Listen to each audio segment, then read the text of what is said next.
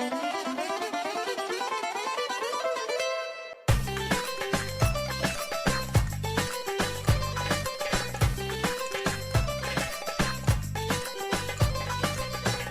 to Connecting Greeks, a streaming comedy show and podcast designed to explore and enhance Greek culture around the world.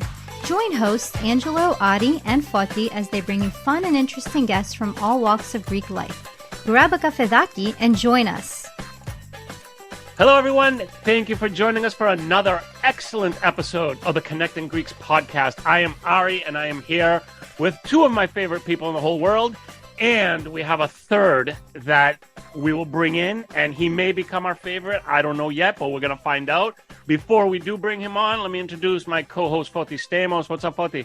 How are you, Ari? And if I can feed off of that comment you just made, I think this guest is already one of my favorites because what he's doing hits home to a lot of things that I've experienced as a Greek American. Makes sense. Right? Makes sense. Yeah. So, well, yeah, I mean...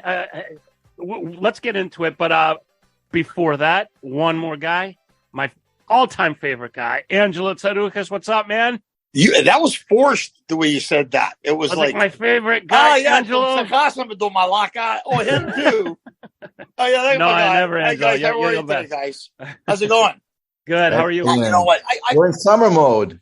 We're in summer mode. Everything's chill. We're having drinks. We're having fun. The whole idea of this Connecting Greeks is to have fun. And today's no exception to that. It's funny when Forty sent the link up that we were going to talk to our guest today. I've seen his stuff, and 54thirty is a great tool that connects, like you said, Greek Americans. But I think anybody in the diaspora can connect to this stuff. Absolutely. And it's a perspective that's unique, and it's really good.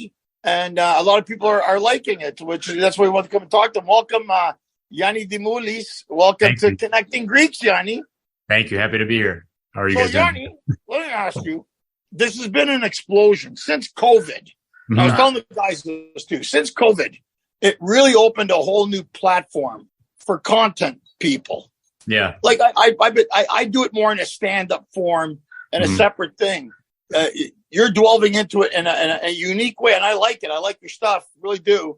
Thank you. And it's interesting to me how do you find now that our generation likely is being more made aware of things now because of social media? Mm-hmm. Right? Is it a platform that you wouldn't have had before? Right? Is that fair to say that?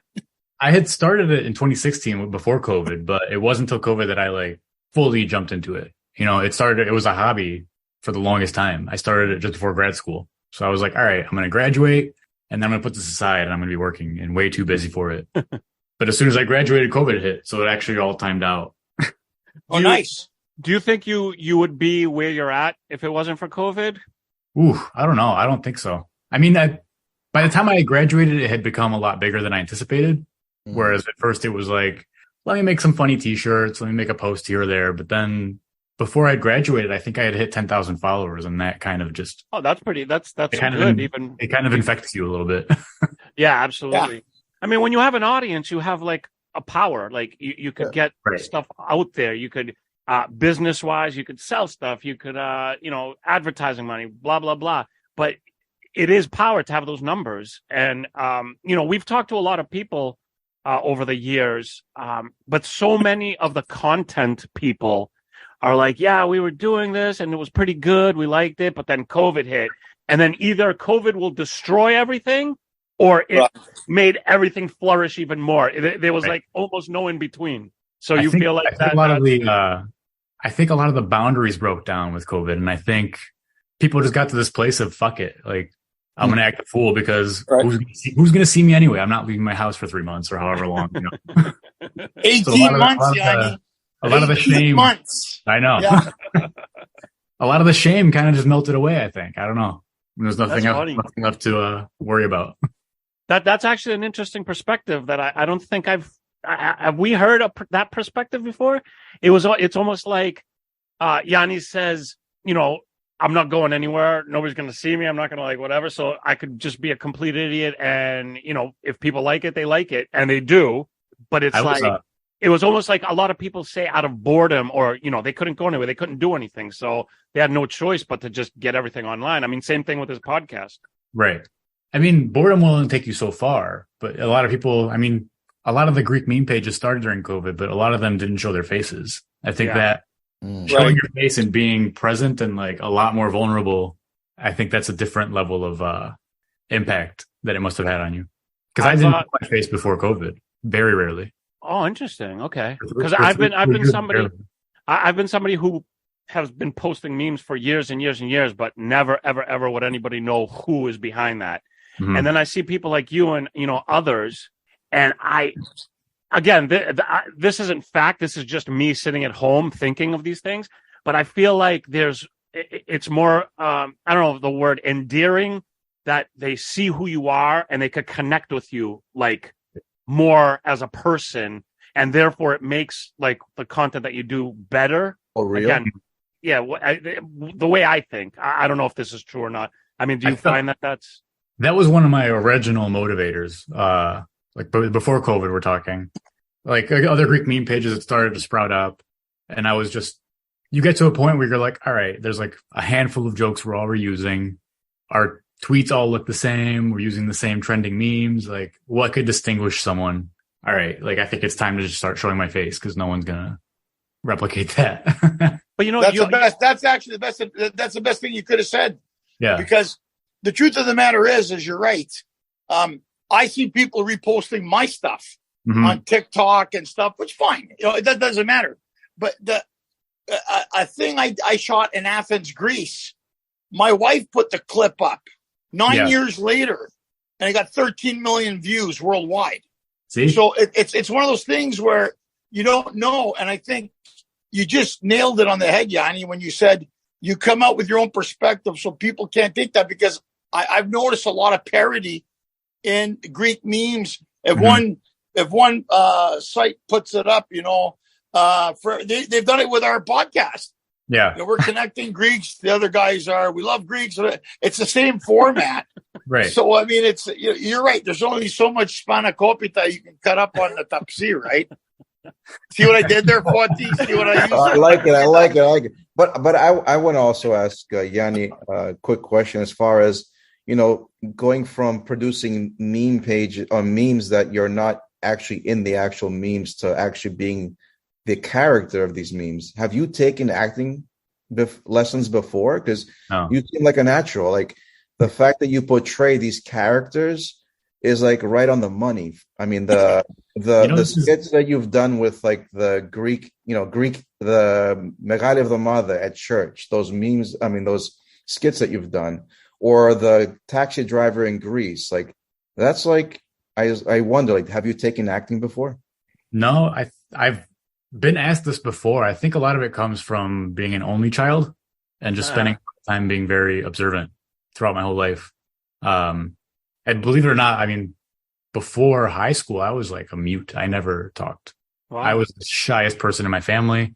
I was shy around my cousins even. Like, wow, that's interesting. So where was that breaking point for you then? I don't know. I don't remember. He got a little bit of taste of that internet fame, and he was drunk with it, and he just took it all the way. Drunk with power. So Yanni, you made excuse me, you made a lot of the memes really first to sell your merch. Yeah. You were doing that, and then you found that someone, you're like, oh, wait a second here, people like this. Mm-hmm. So are you still? How's the merch sales? It must be still good. They're okay. Whenever I advertise them, I'll make a few sales. I just forget to advertise them. I make enough sales to keep the website running. Oh, good. So it's not a That's burden. the thing. People love merch. Yeah. I mean, you got to get them hot. Like it's like donuts coming out of the fryer, right? They want them right there and then. They can get them. The first year I did it was surreal because I started it in before March, end of February. And my first design was the Chicago flag, which is the two blue stripes and the red stars. Right. I just switched the stripes with a Greek key, like the mandro. Oh, cool. And then that year, a few months later at the Greek parade, we went out to the Greek bar downtown, Nine Musas. And just seeing a sea of people in Chicago wearing the T-shirt that I designed, after them not knowing that I had designed it, was like awesome. That was awesome. That's awesome. Really cool. Because Chicago has an amazing Greek community. Yeah, very popular. Many times, got a lot of friends. It's one of the great American cities or great cities of the world. And it's funny because Chicago, to me, you can go anywhere in the world. Anywhere there's Greeks, they know someone in Chicago. Yep. Doesn't matter where you go for. You go to Kalimnos. You can go here. Chicago. Well, Angelo, having said that, we should ask Yanni where his roots are from Greece. Yeah, that's a good question. My mom is from Kalamata, and my dad is from outside of Tripoli, like most of the rest of Chicago. Yanni's close to me. My dad's from Sparti.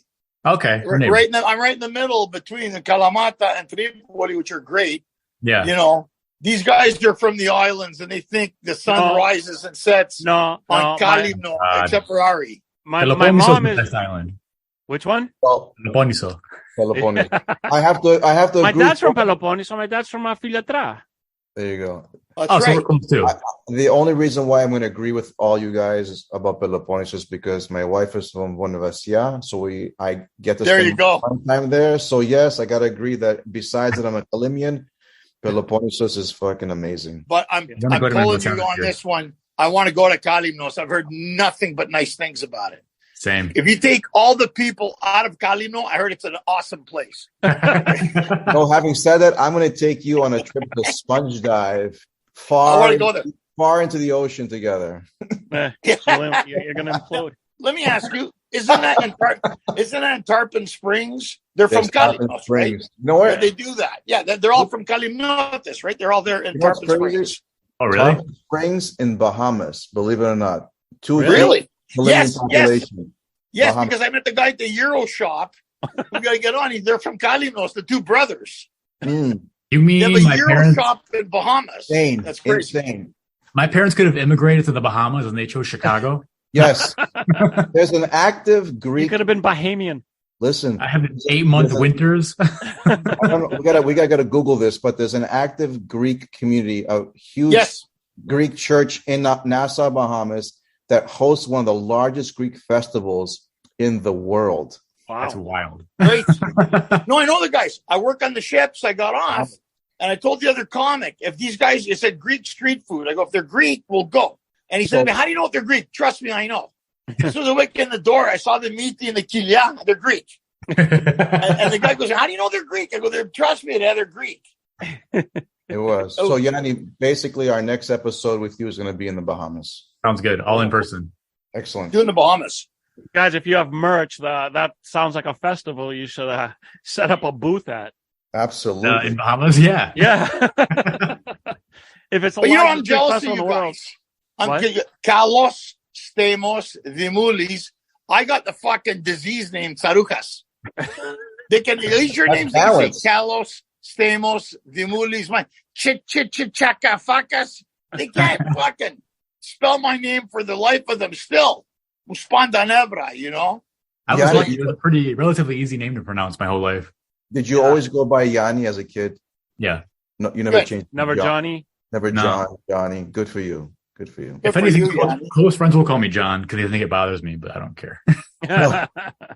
So, Yanni, let me ask you, because in Chicago, you got, Halstead Street, you got the museum, you got all that stuff.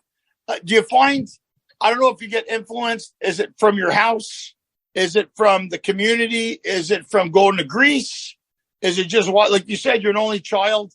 Every family function, you'd be sitting there watching the aunts and uncles fighting. All that stuff. They always do all that stuff. Did you find you get a lot of the source of stuff you get is from there? It's honestly from everywhere. My immediate family is not that stereotypical. My parents aren't really like the Greek stereotypes. I mean, there's the videos I've done about my dad, and those are pretty accurate. But my theas are a little more stereotypical. Nice. But it's like the big events. It's the Greek nights where I get to observe people, or the weddings, or the fests. That's when Greeks are in their element and they go a little wild and feral. And did you get to visit summers in Greece during your youth? Yeah. Yeah. Okay. Cool. We went early. We went every other year. And then when I started working, I was like, what's this? I'm going every year. Yeah. For you. Good for you. So you got the experience of the cousins and maybe grandparents that maybe were living there and the local friends of the neighborhood. Mm-hmm. Mm-hmm. Excellent. Yeah. I mean, I think no matter where you're from, no matter what your background, if you're Greek, you're going to have a similar story. We're all going to be able to relate. Yeah. It doesn't matter. Like age, where you are, 100%. Rich, poor, whatever it is, you're going to be able to relate, which I love that about our culture and our ethnicity. I had a lot of friends growing up that would especially in my 20s.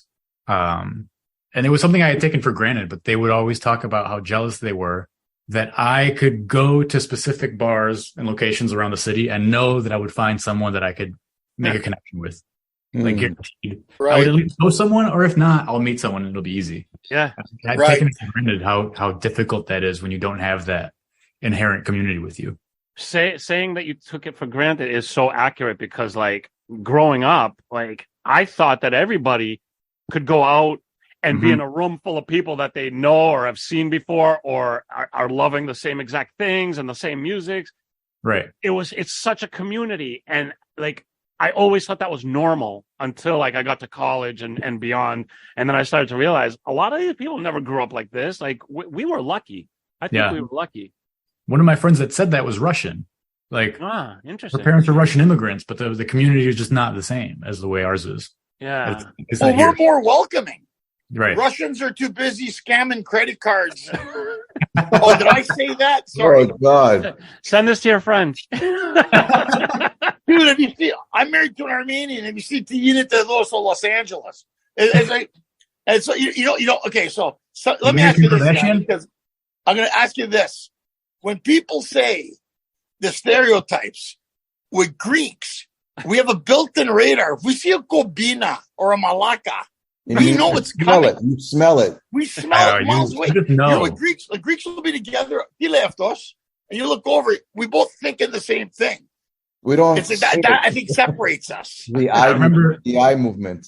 I remember being at the gym once with a friend in college, in undergrad, and I look over and I'm like, "Those two guys are Greek for sure." And he's like, "What are you talking about?" I go, "Those two guys across the gym talking to each other." He goes, "How could you possibly know that?" And then as soon as we look over, the one guy's going, "Yeah, that's my people." Trust me. Those are my peeps, man. I love it. Let's do it. Anywhere you go, if Ari's right, anywhere you go, it's like, but it's good. So do you find, Yanni, when you're coming up with the content, do you get a lot of feedback from people who are followers of yours? Do you find you get a lot of feedback? Do they try to add things to you? I get that a lot with my comedy. So did you find you get that the same thing sometimes? They DM you, or do you just cut them off? I have a new policy. Put them on the spot. I don't open notifications that often. Yeah, that's a Smart. good policy. I'll post something. I'll interact with it for like an hour, maybe, just to like get that algorithm engagement, whatever. Yeah. But after that, I leave the notifications because I'm like, nothing good happens after 10,000 views. Like that's when the weirdos pop up and they're like, "Yeah, you're an idiot." I always get Hodro Malaka. Mila Selinikar, eh? And that's just coming from Potti. That was me. Potti talking to you, Angelo. Those are the messages you get from Potti. And that's Potti telling me that. That was me, like on Saturday night after 2:00. Yeah. After Potti has a few, everybody's gonna hear. Delete this. Stop talking shit about Kalimnos. It's the best place in Greece. Well, I want to ask you, Yanni. You've gotten to a certain level, and that's not an easy thing to achieve. So it's an accomplishment. So once you're at that level, what does that mean for you in the future? Are you gonna like focus and just keep building this as like a focus of yours? Is this gonna be like a side thing that is just whenever you can? Like, what do you envision for yourself in the future as far as social media is concerned and your content? Like, do you want to someday have like a TV show like based off of this, or do you want to just keep making content? Do you want to do like writing? Like, I don't even know, what you went to school for or what your career is, but what do you see? Early realization, my undergrad was mechanical engineering and my grad school was product design. Oh, so you're like you have like a real career over there. With like a focus on design research, which has actually helped a lot. But one of my early realizations was that regardless of qualifications, the projects and like the things going on that are getting attention are coming from just whoever has the most followers. Mm-hmm. So that's when I was like, you know what? This started as a hobby, but this platform could be useful someday. Like I could just to have that attention, those eyes on you, and to use it for something hopefully good. I think there's power in that. So I don't see it going away anytime. That's why it's slowly over the years, it's become more about, or it's not over the year. In the last year, it's become more about like events that I want to start doing, fundraisers. Because I've also wondered, like, what is 54thirty without Instagram? Like, it's nothing. I'd like to exist in other platforms as well, in different forms and different spaces. Well, actually, towards the end of this, we want to get like all the platforms, everything that you're doing. But let me ask you, where did 54thirty come from? What's the name? That was it's if you Google the distance between Chicago and Athens, it's 5,430 miles. Whoa. That's pretty cool. Nice. I like that. I was lucky. It was a nice round number. I got an idea for a t-shirt. Patent pending. Patent pending. I'm kidding. Yeah, Fotti's kidding because he doesn't really have any ideas. 54. Anyways, look, this has been fun. There's been a lot of fun. Now, before we let you go, Yanni, we do a thing with our guests, and we give it a 40, and 40 has some questions for you.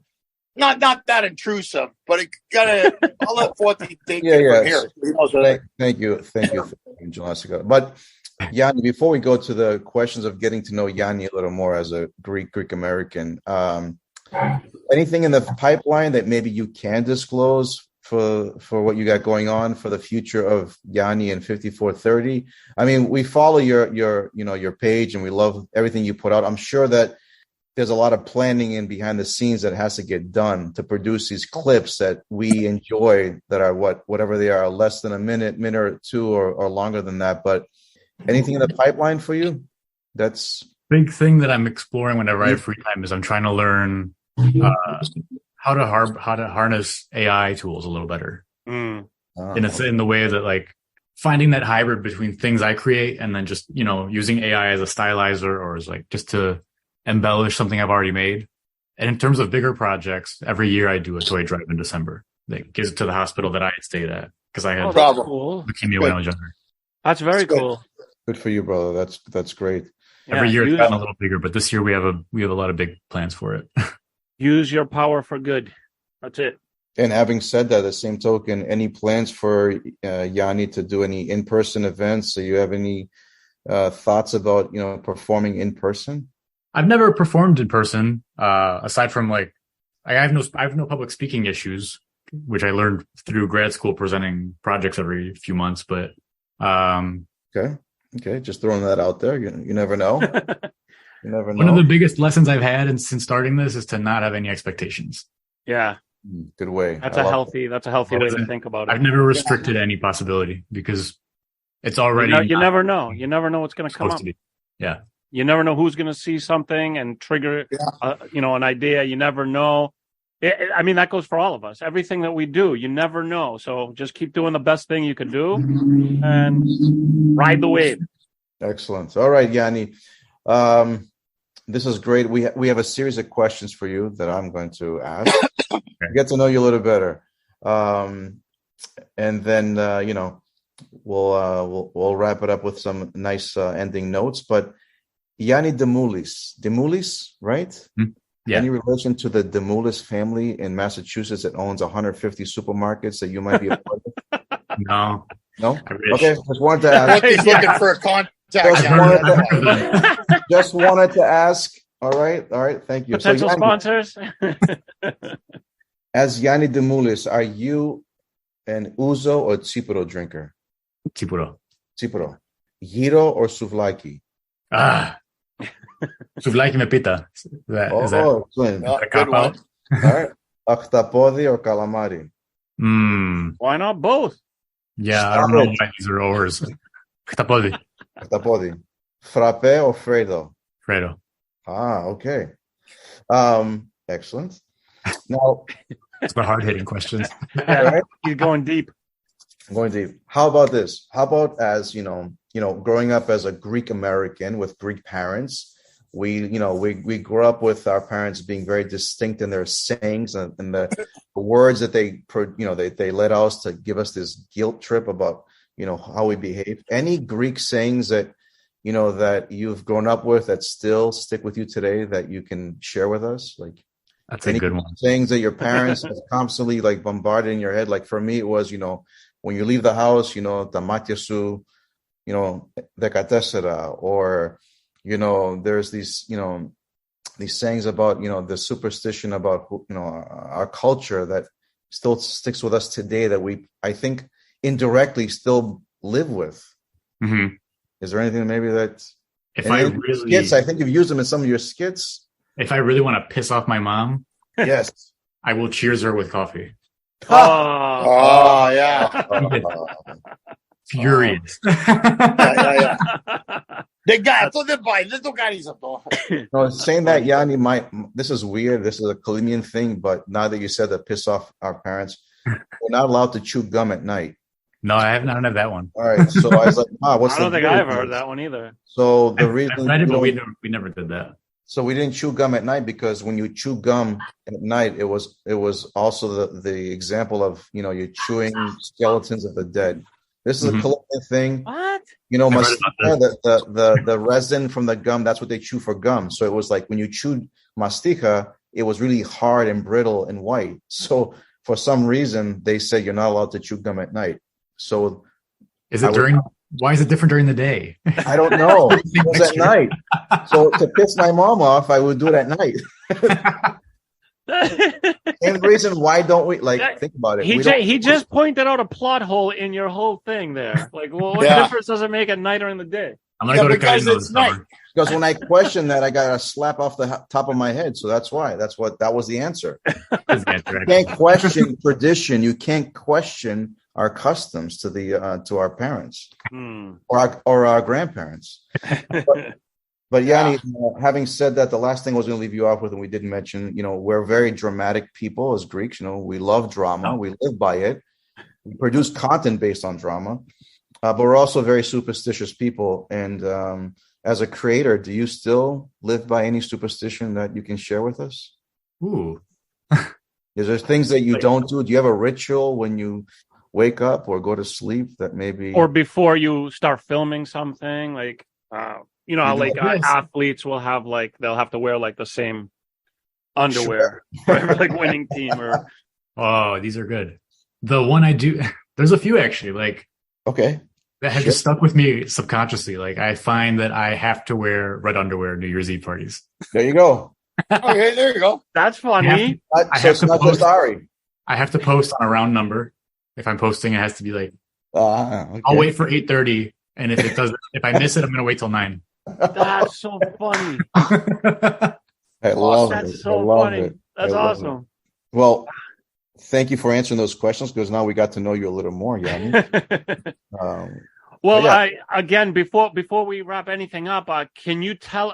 Obviously, your Instagram famous. Are you on any other platforms? And what are your handles and your website? Anything like that? I do most of the videos are on Instagram are also on TikTok. The ones that do well on one platform do poorly on the other, and vice versa. That's interesting. I had tried to break into YouTube before COVID, and I was doing interviews. I was doing the car interview format. Right. I had a couple good episodes that did pretty well, but then I never did it again. So maybe someday I'll bring that back. I mean, if you got the content, you might as well make use of whatever platforms are there. I say that, but it's so much more than that. It's like a full-time job. I need to hire an editor if I'm ever going to do that. I got a quick question for Yanni before we wrap it up. Do you get contacted by other creators to collaborate? I like collaborating. Yeah, I'm sure there's so many creators that are out there. Yeah, and didn't we have the girl who I think with Ariana? I've made a lot. Yeah. You're friends with her, right? Yeah, she's really cool. We're meeting up this summer, and we're already like, all right, we got to plan content. So when we're together, we can be efficient and hang out, but also make cool videos. She's great. Awesome. We had her on a few weeks ago. I saw her. You saw we did. She's great. Yeah. She's Johnny on the spot. She's very, very, very talented. I think Angelo, maybe Angelo, you can put together like the first ever Greek influencer content creator festival. Like Greek. That's not a bad idea, man. I'd host it big time. Do it. You heard it first on Connecting Greeks. They had VidCon last week. We have our own now. Yeah. Oh, there you absolutely. go. That's good.